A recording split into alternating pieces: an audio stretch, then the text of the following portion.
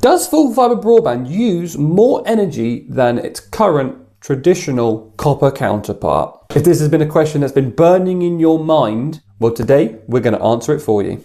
So, does full fibre broadband use more energy? The short answer is no, it actually uses less. So people have this myth around full fibre broadband that because it's so powerful and so fast, it must use more energy, right? Well, actually it's wrong. The truth is actually leaner, greener, and a whole lot meaner. According to Ofcom, full fibre networks are more energy efficient, largely achieved through rationalising infrastructure and consuming less energy than copper networks to transmit the same amount of data. In other words, there's fewer cabinets on the streets, there's less signal loss, and overall more efficiency. So to provide some context to this, we have copper broadband and full fibre broadband. So let's quickly explain the difference. Copper broadband, or FTTC, fibre to the cabinet as it's known as, essentially is made of part fibre optic cable, part copper cable.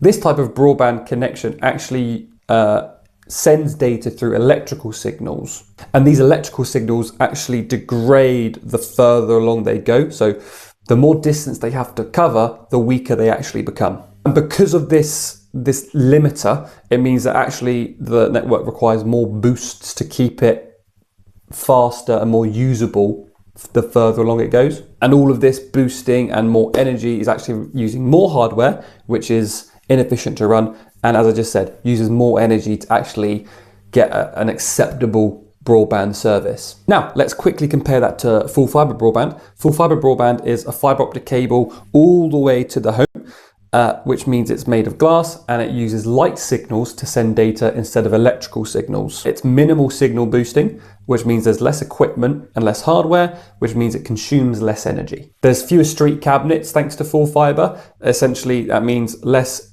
building of street cabinets, less maintenance of street cabinets, and less consumption of power from street cabinets. And also the technology used is a lot smarter as well. So the optic network terminal, or the ONT, which is the box that will sit in your house that the network will connect to, it's a lot more energy efficient and a lot more smarter, which means it doesn't require as much energy consumption to run and maintain your broadband service.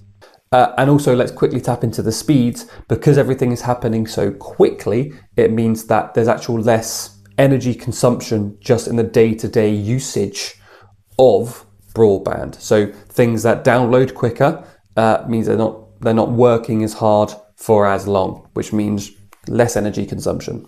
Full fibre is also built for the future, which means that we can put the network and the cables in the ground and along the poles today, and they can scale to meet the requirements we need. We don't need to rebuild this in 50 years' time, which means that it will be less pollution long term. So we don't need to rebuild all of this. And also it's as energy efficient as it can be. Nothing travels faster than the speed of light. What does this actually mean for you though on a day-to-day basis? The setup you'll receive when you do switch to full fibre broadband will include an ONT and a new router.